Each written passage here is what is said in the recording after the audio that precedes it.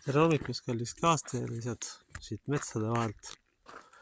Ja täna me võtame teemaks kaduvuse ja maise ebastabiilsuse, mis meil siin varsti näha on. Ja kirjatoos tuleb Matteuse 24, salmid 38 kuni 44.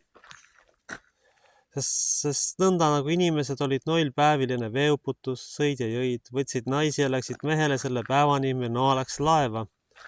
Ega saanud aru, enne kui tuli veeuputus, võttis nad puha ära, nõnda ka inimese poja tulemine.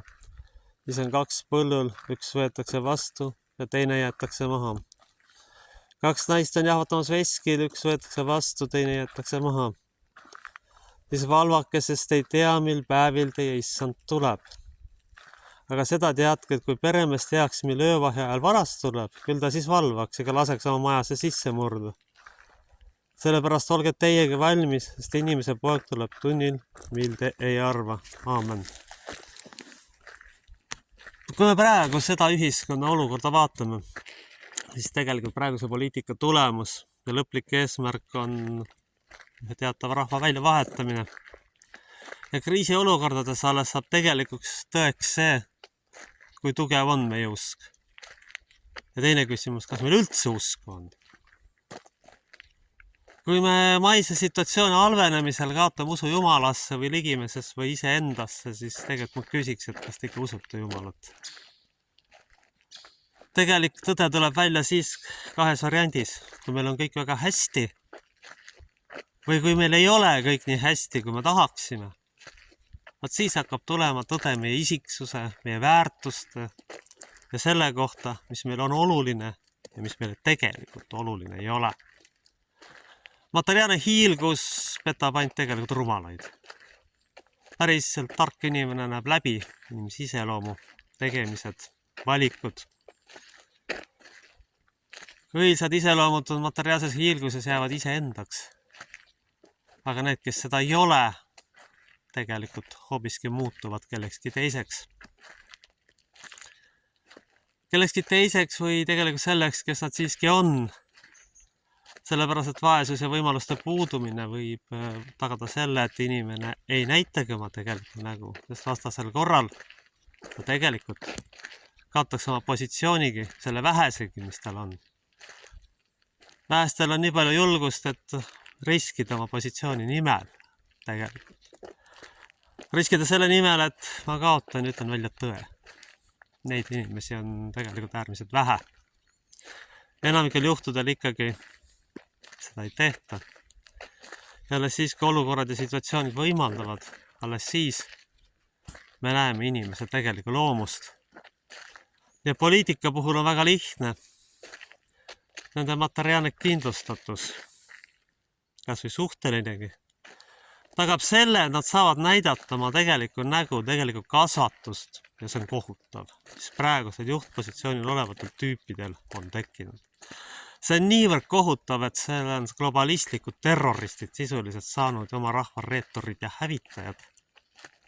Ja siin ei olegi erilist varianti, millega enam edasi minna, sest praegu paistab ikkagi tulevad variant, et rahvast läheb prügikasti.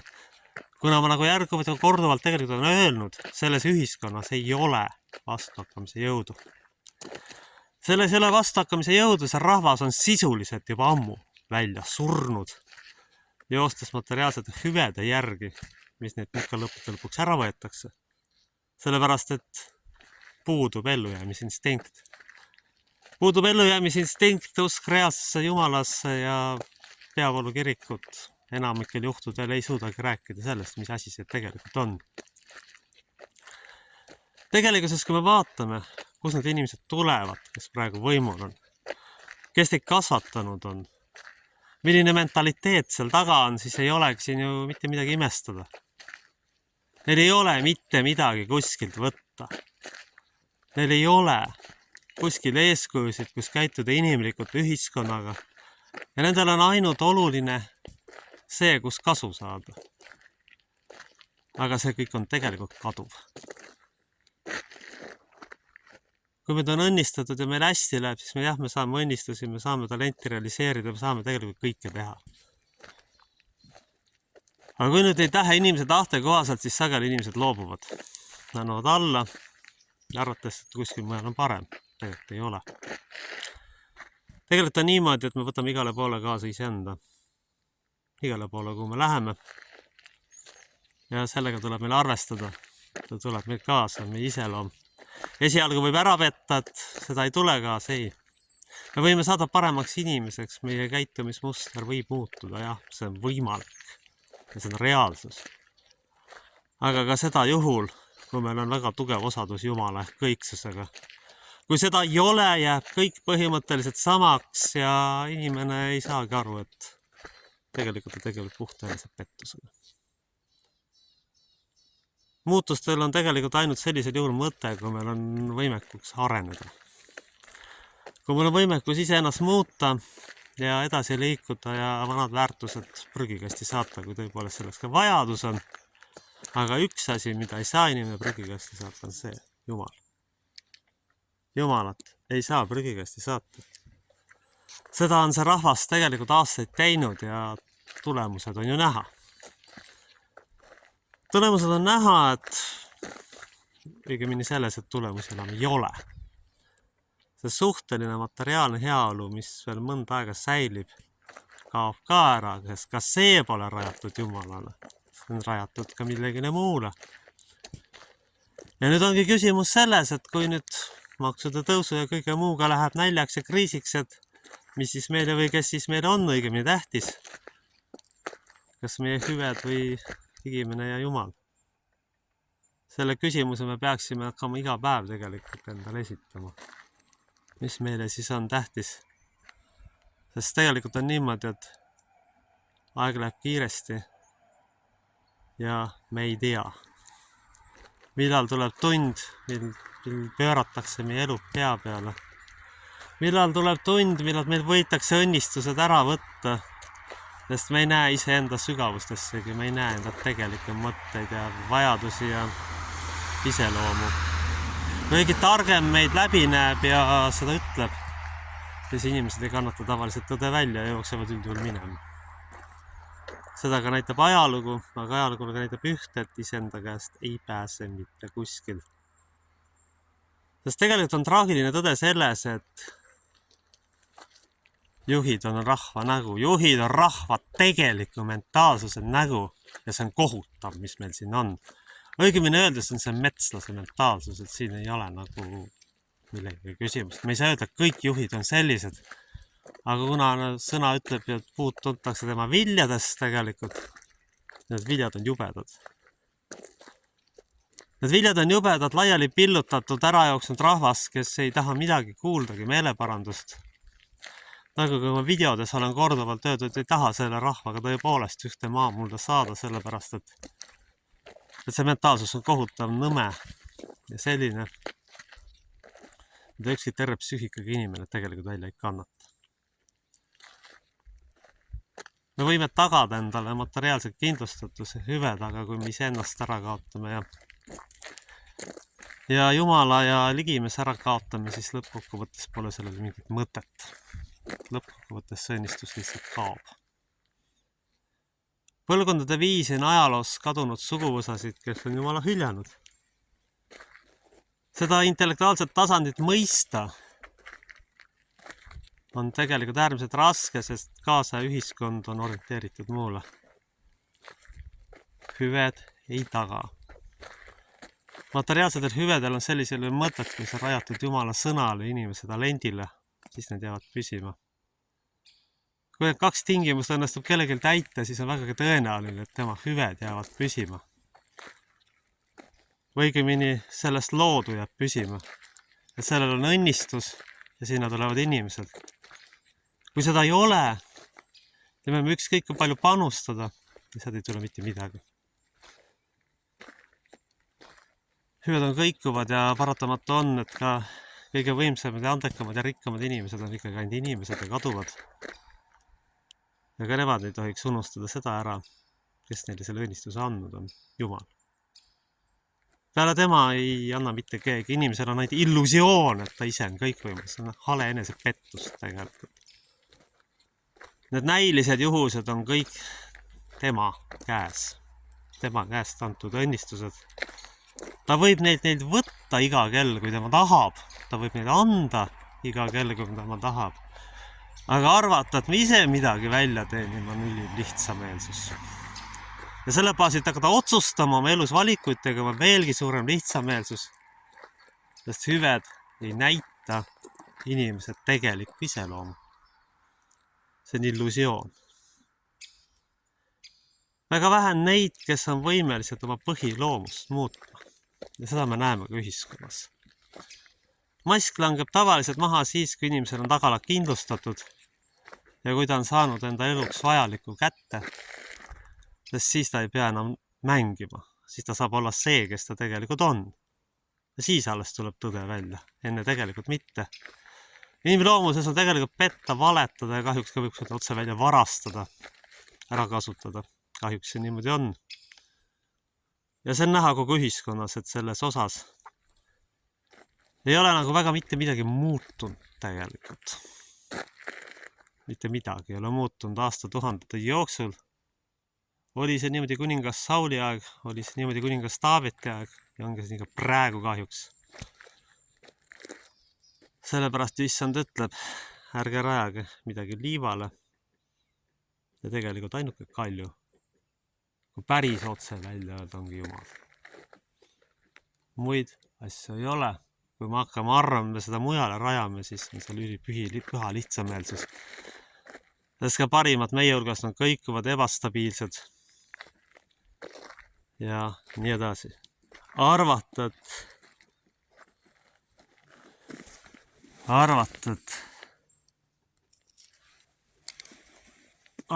meie otsustame midagi. Kui me oma tahte järgi teeme, on ka lihtsameelsus, sellepärast, et Jumal näitab ära kohe meie kitsaskohad. Ja selle, mille me tegelikult selle rajanud oleme, see ei ole püsiv, see on enamasti kaduv.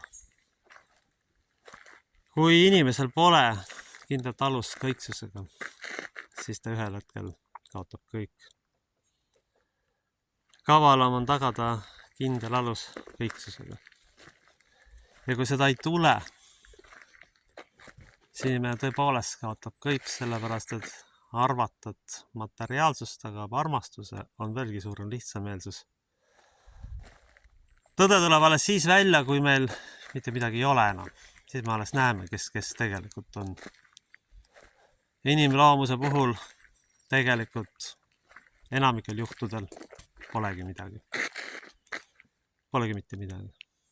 On üksikud inimesed, kes jäävad ja neid, kes ei jää. Enesepettus on paljuski see, mis inimkonna hukatus sajab ja ära hävitab. Sellepärast ongi äärmiselt tähtis, et me juba varakult teeksime endal selgeks, et kristlikud väärtused, kus on halastuse moment sees, ongi tegelikult ainult kindlad need jõud, mis meid igalt poolt läbi kannavad. Sest teistes süsteemides ei ole halastust ja kui seda ei ole, siis on inimesel sellele raske toetuda. Sest väita nüüd, et kõigil kogu aeg kõik stabiilselt hästi läheb, on ka sügav enesepettus. Ja selle peale midagi rajata on veel suurem pettus. Seda ei ole võimalik lihtsalt teha. Inimene on ajalik ja ta kaob. Inimene on kõikuv ja ta tegelikult ikkagi võitakse meid ära võtta. Kas me tahame seda või mitte, kas see meeldib meile või mitte. Eriti praeguses situatsioonis, kus maksutõusus ja globalistlikke tõenäoliselt tulevikus sõdade ja kõige muu jamaga võidakse meid paljudki ära võtta. No on ka ilmselge, et ega siia maal ei tule seda. Praegu vähemasti niimoodi tundub, aga kurjuse käitumine on ettearvamatu. Ja siin me peame kõigeks tegelikult juba valmis olema. Sellepärast, et see mentaalsus, mis selle riigi ja rahvulgas valitseb, on katastroofiline tegelikult. Nooremale põlvkonnale tuleks neid väärtusi edasi anda. Ja tänan ikkagi jällegi jätkuvalt igat ühte neid, kes seda tegemas on, kes selles uskumas on, et vastasel korral ei olekski meil tulevikku, vastasel korral oleks see maa varsti tühi, paljas, sõna otseses mõttes ja poleks mitte kedagi. Millegile rajada on tegelikult ainult Jumala sõna ja Jumal. Lood on ikka see eile ja täna ja homme, inimene seda ei pruugi olla. Loodu ja Jumal tegelikult ei peta mitte kunagi. Inimene oma pühas lihtsa meelsuses arvab, et Jumal tegeleb tema petmisega, ei tege. Inimene tegeleb hoopis ise Jumala petmisega. Ja oma rikutuse tasemelt siis tegelikult arvab, et Jumal teeb ka seda sama, mis on iseenesest naeruväärne, arvestades Jumala kõikvõimsust ja kõikjal olemist, rahu, puhtust ja jõudu, mis seal sees on, ei saa me tegelikult mitte kuskilt mujalt. Jumal on kõikvõimas, see tähendabki seda, et on kõikjal ja tema sõna ja seadus kehtivad kõikjal, mitte ainult valikuliselt, nagu inimeste puhul sageli on. Kõikjal kehtivad. Tema on stabiilsus, tema on tegelik jõud. Iga hetk me võime tema poole pöörduda ja kui me pole temaga osadust kaotanud, siis on väga lihtne sinna tagasi minna. Seal ei pea paluma ega midagi tegema, palvetama ja tema ette kõik tooma ja siis on korras, siis me saame seda. Ja selle kõik on tegelikult ühiskond unustanud. Ma võiks öelda tänase video lõpetuseks, et tegeliku õnnistuse puudumise põhjused Jumal inimkond ja meie rahvas on naernud ainult Jumala üle. Ja arvates, et selle tagajärgi ei ole, on ka püha lihtsameelsus. Siis lõpuks ongi nii. Siis näeme, kes tegelikult püsima jääb, kui maksutõusud ja kriisid töötuse selliseks muutuvad, et inimesed pole varsti leibagi enam panna suhu. Ka see aeg on käes varsti, kui niimoodi edasi läheb. Ja alles siis me hakkame aru saama, kes on kes. Pidage seda meeles, et ka see aeg on juba väga lähedal. Siis ma rõhutan veel kord, ma ei näe selles ühiskonnas jõudu, kes seda ühiskonna teadlikku hävitamist ja rahva väljavahetamist peataks. Meil on ainuke võimalus, mille peale loota see. Meil ei ole enam mitte midagi muud jäänud tegelikult. Ja arvata, et maksudega ei suudeta inimestelt varandusi ära koorida, on ka põhi lihtsameelsus. Sellepärast, et bandiidid, kes seal võimul on, ei kohtu tagasi mitte millegi eest. Nemad ei vali vahendeid, sest neil ei ole Jumalat. Neil on ainult hüved ja see, kuidas võimalikult lõpmatuseni inimesi koorida. Aamen. Ja palun kõik issand antud sõnadega isa kätte. Meie isa, kes oled taevas, pühitsetud olgu sinu nimi, sinu riik, tulgu sinu tahtmine sündigu nagu taevas, nõnda ka maa peal. Meie igapäevast leiba anna meile tänapäev ja anna meile andeks meie võlad, nagu meiegi andeks anname oma võlglastele. Ja ära saada meid kiusatusse, vaid päästa meid ära kurjast, sest sinu päralt on riik, vägi ja au igavesti. Aamen. Kaitske hoidku meid püha kolmainus Jumal. Aamen.